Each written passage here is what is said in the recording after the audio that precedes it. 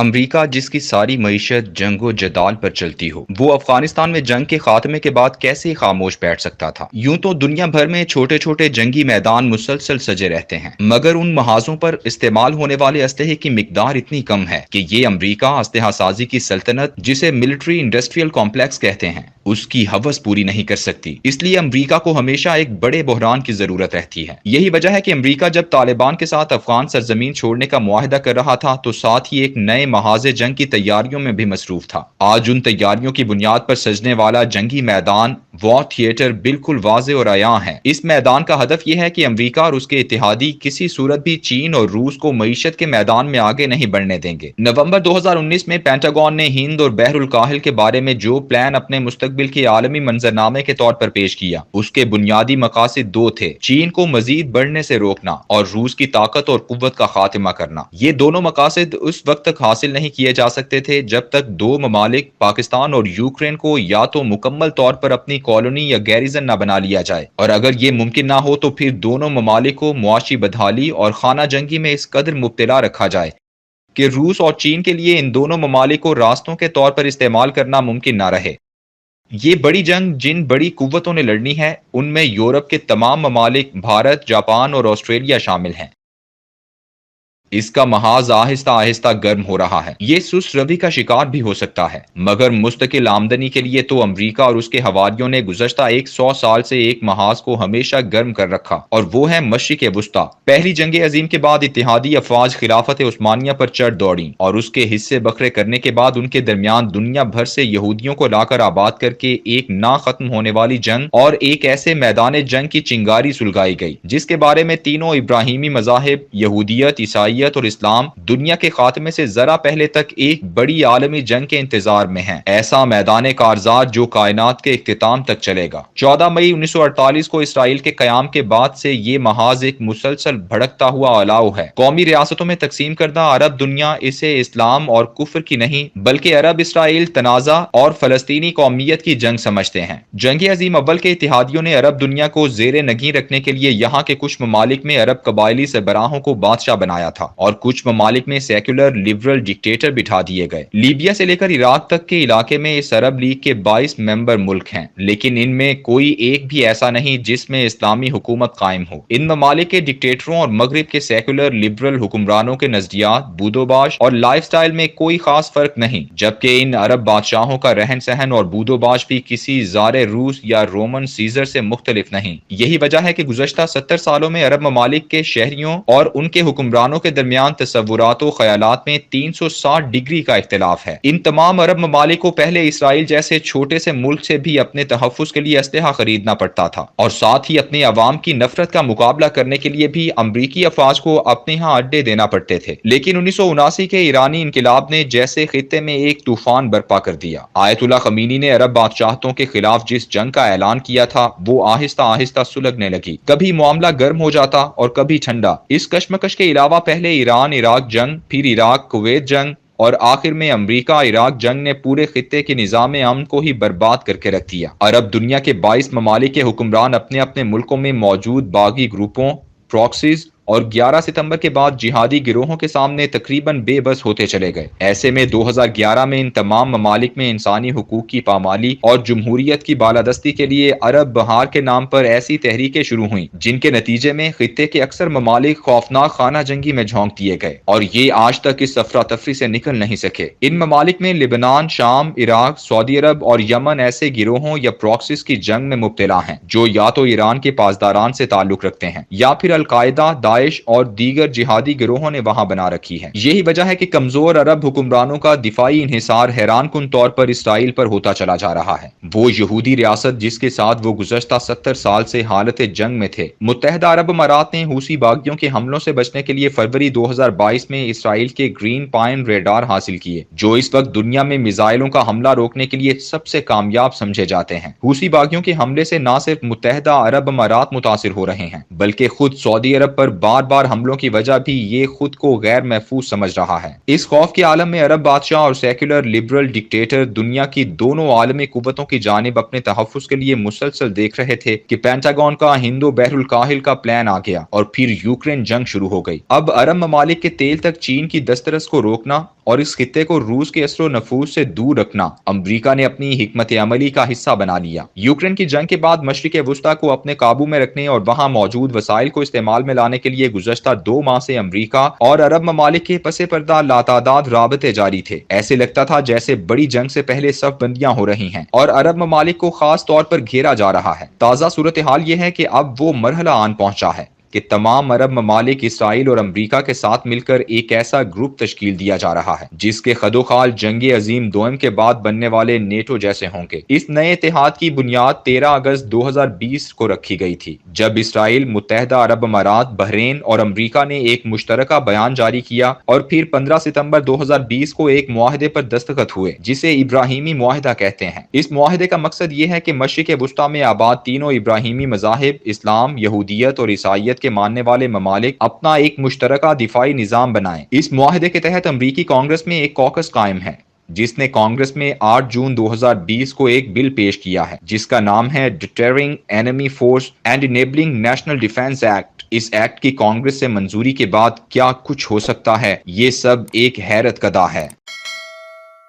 معاہدہ ابراہیمی کے خدوخال تشکیل دینے اور اس پر عرب ممالک کو راضی کرنے کی 200 سالہ تاریخ ہے جو گزشتہ صدی میں زیادہ زور و شور اور منصوبہ بندی کے ساتھ نظر آتی ہے۔ مسلمانوں میں ایک تصور عام کیا گیا کہ دراصل سیدنا ابراہیم علیہ السلام کا دین حنیف ہی ہے جس پر موجودہ عیسائی یہودی کاربند ہیں، اور مسلمانوں کو بھی اسی پر چلنے کو کہا گیا ہے۔ اس کا مقصد عیسائیت اور یہودیت کو تحریفوں سمیت قبول کروانا تھا۔ عیسائیوں کے ساتھ معاملہ کرنا ہمیشہ سے مشکل رہا کیونکہ 2000 سال سے وہ یہودیوں کو سیدنا عیسیٰ علیہ السلام کا قاتل نہ صرف مانتے چلے آئے تھے بلکہ اس کی بنیاد پر انہوں نے یہودیوں کے ساتھ بدترین انسانیت سوز اور ذلت آمیز سلوک بھی روا رکھا۔ مذہبی بنیاد پر ان کو ایک دین ابراہیمی کی میز پر بٹھانا ایسا ہی تھا جیسے سیدنا امام حسین رضی اللہ تعالیٰ عنہ اور یزید کے ماننے والوں کو اس بنیاد پر اکٹھا کر لیا جائے کہ دونوں مسلمان ہیں۔ یہی وجہ ہے کہ یورپ کے عیسائیوں کو عیسائیت سے برگشتہ کرنے کے لیے پہلے 2 نظریات کیپٹلزم اور کمیونزم کے چکر میں الجھا کر مذہب بیزار بنایا گیا۔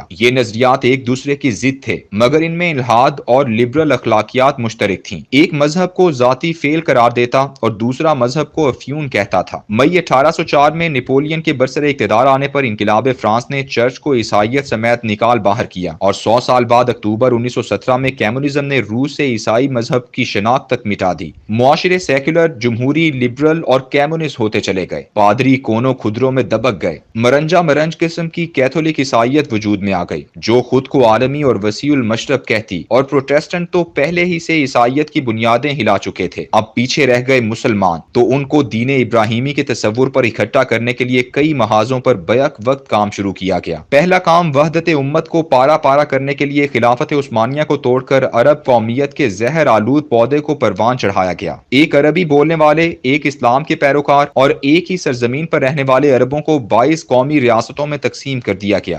گویا قومیت کی تعریف کو زبان، رنگ اور علاقے سے نکال کر چھوٹے چھوٹے نسلی قبائلی گروہوں تک محدود کر کے عرب دنیا کو منقسم کیا گیا۔ وحدت امت کی علامت اور خلافت عثمانیہ کی وارث ترک قوم کو مذہب سے برگشتہ اور سیکولر لبرل معاشرے میں ڈھالنے کے لیے ان پر دو نمیاں بظاہر مسلمان اور خفیہ یہودی قوم کے فرزند کمال اتات ترک کو مسلط کیا گیا، جس نے بزور طاقت ایسا معاشرہ تخلیق کیا جسے کم از کم عرب مسلمانوں سے شدید نفرت تھی۔ اس کے ساتھ ہی علمی اور ترغیبی سطح پر جدید مذہبی سیکولروں کی ایک کھیپ تیار کی گئی اور ان کی تحریروں اور تقریروں کو عام کیا گیا۔ یہ لوگ عمومی طور پر دنیا بھر کے ادیان کے برحق ہونے کے قائل تھے مگر تینوں ابراہیمی مذاہب کو خصوصاً ایک ہی درخت کی شاخیں قرار دیتے تھے۔ آج اس وقت پوری دنیا میں لاتعداد ایسے ادارے، این جی اوز اور تھنک ٹینک صہیونی اور امریکی سرمایہ سے کام کر رہے ہیں جو ان تین ابراہیمی مذاہب کے اتحاد ثلاثہ کے قائل ہیں۔ ان علمی اور ترغیباتی پس منظر کو دنیا بھر کے مسلمانوں پر 11 ستمبر کے بعد شدت عام کیا گیا اور اسے دہشت گردی کے خلاف جنگ میں اہم علمی ہتھیار سمجھا گیا۔ 22 عرب ممالک مدتوں سے واضح طور پر دو ایسے گروہوں میں منقسم ہیں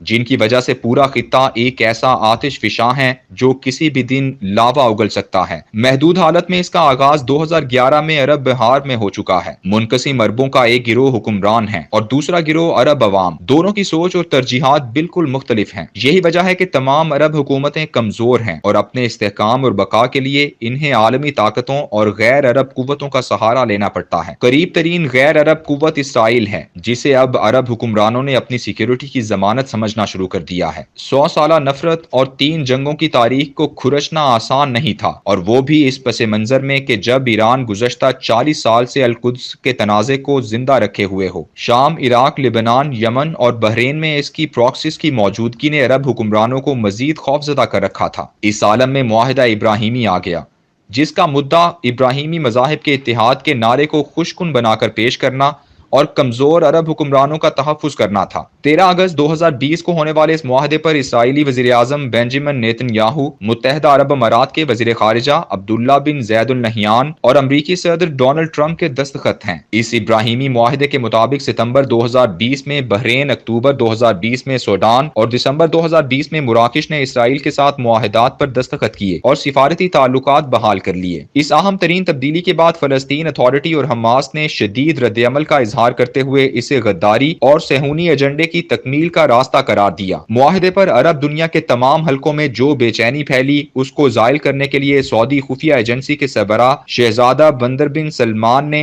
فلسطینیوں کو شدید تنقید کا نشانہ بنایا۔ فلسطین کے centre for policy and survey research نے اس معاہدے کے بارے میں سروے کروایا تو 80% فلسطینیوں نے اسے غداری اور ذلت سے تعبیر کیا۔ یہ معاہدہ، جو کہ ڈونلڈ ٹرمپ کی خصوصی کاوشوں کا نتیجہ تھا، وہ آج بھی امریکی ریاست اور اسرائیلی حکومت کا اہم ترین پالیسی ستون ہے۔ یہی وجہ ہے کہ گزشتہ 1.5 سال سے ابراہیمی معاہدے کی آغوش میں دیگر مسلمان ملکوں کو لانے کی بھرپور کوششیں جاری ہیں۔ سعودی عرب اور عمان ایسا بہت پہلے کر گزرتے اگر انہیں اپنی رعایا کے رد عمل کا خوف نہ ہوتا۔ پاکستان پر اس معاملے میں پہل کرنے کے لیے دباؤ مسلسل بڑھایا جا رہا ہے۔ اسرائیل کے اخبارات کے مطابق سعودی عرب اور پاکستان کے 4 بڑوں کی میٹنگ میں معاملہ زیر بحث آیا تو عمران خان کے 2 ٹوک انکار نے سب کچھ کھٹائی میں ڈال دیا۔ انڈونیشیا کی سیکولر حکومت یہ قدم اٹھانے کے لیے پر تول رہی ہے، لیکن اس کی زیادہ اہمیت نہیں، اور دوسرا وہ بھی اپنی رعایا سے خائف ہیں۔ اسی خوف کے تحت اب ایک نئی حکمت عملی اپنائی گئی ہے کہ عرب دنیا چونکہ بیک وقت اندرونی دہشت گردی اور ایرانی اثرات کی وجہ سے سخت سیکیورٹی خدشات کا سامنا کر رہی ہے، اس لیے تمام مشرق وسطیٰ کے ممالک بشمول اسرائیل کا ایک ایسا دفاعی اتحاد بنایا جائے جو نیٹو کی طرز پر ہو۔ عرب حکمران کتنے بھی ایک دوسرے کے خلاف ہوں، سب کا امریکہ ہی سرپرست ہے، اور وہ ان سب کو آسانی سے ایک میز پر لا کر بٹھا سکتا ہے۔ بلکہ اب تو یوں لگتا ہے فلسطینی بھی رام ہی ہو چکے ہیں۔ تو مجھے اندازہ ہوا کہ اگر ترکی اور سعودی عرب وغیرہ کے تعلقات بہتر ہو گئے تو حماس بھی